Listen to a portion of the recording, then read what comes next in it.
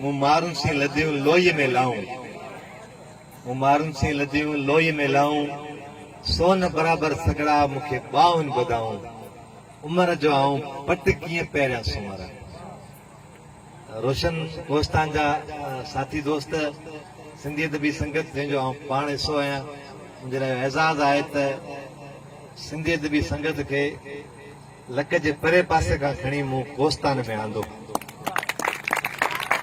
ऐं मूंखे हीरा अॻ में सुझंदा हुआ। कोस्तान जे मिटीअ में, कोस्तान जे पथरनि ऐं जबलनि जे हेठां मूं उन्हनि खे निर्वार करण जी कोशिशि कई ऐं उन में बराबरि मुंहिंजे समूरनि साथियुनि जो जेको सो साथ रहियो ऐं अॼु असां मुंहिंजे ख़्याल में चोथे साल में पेर पातो आहे ऐं असां घणो कुझु करे चुका आहियूं, पर असांखे अञा घणो कुझु करणो आहे।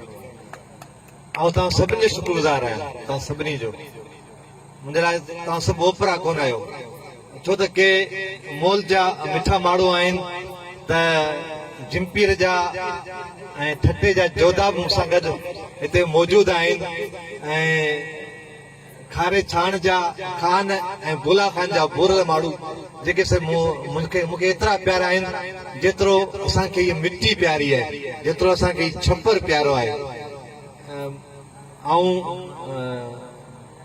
इलाही सारा शुक्रगुज़ार कीअं ऐं मूं वटि लफ़्ज़ कोन आहिनि। रियली मुंहिंजी 35-37 साल जी सहाफ़त आहे, उन में शायदि मूं घणो कुझु कयो आहे, पर आउं सम्झां थो त मूं कुझु कोन कयो आहे। मूं कुझु उन करे कोन कयो आहे जो मूंसां गॾु अञा ताईं उहे माण्हू कोन आहिनि जेके मुंहिंजो न पर मुंहिंजे छप्पर जो, मुंहिंजे कोस्तान जो आवाज़ थी मूंसां गॾु बीह रहनि।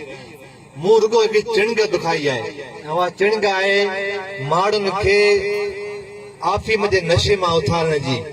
त तव्हां वटि तालीम कोन्हे, तव्हां वटि सिहत कोन्हे, तव्हां वटि रोड रस्ता कोन आहिनि, तव्हां मंशात फरोशन जे घेरे में आहियो ऐं हाणे त कोस्तान कराची थींदो वञे ऐं हाणे त केटी बंदर बि कराची थींदो वञे ऐं असां अखियूं पटे पिया ॾिसूं त असांजी धरती हाणे असांजी न रहंदी, पर असां पोइ बि ख़ामोश आहियूं।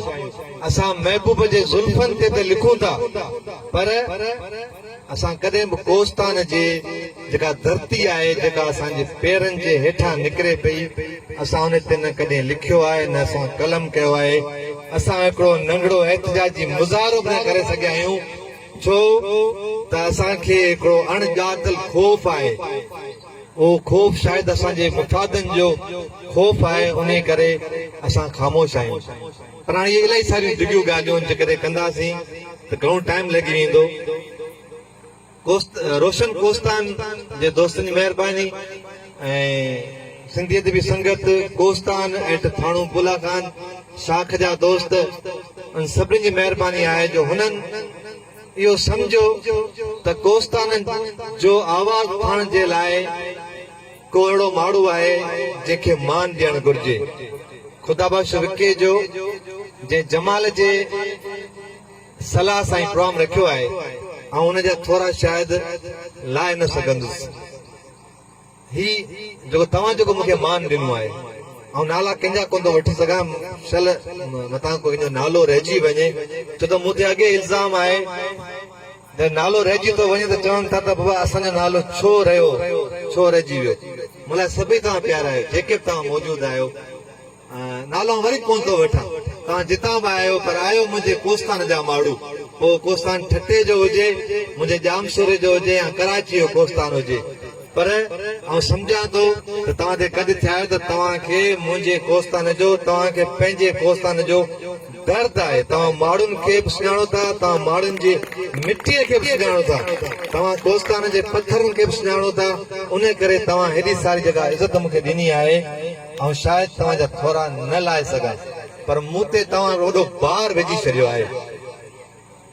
सची ॻाल्हि इहा त हिन दौर में मायूसी वारे जहान में गुज़रूं पिया।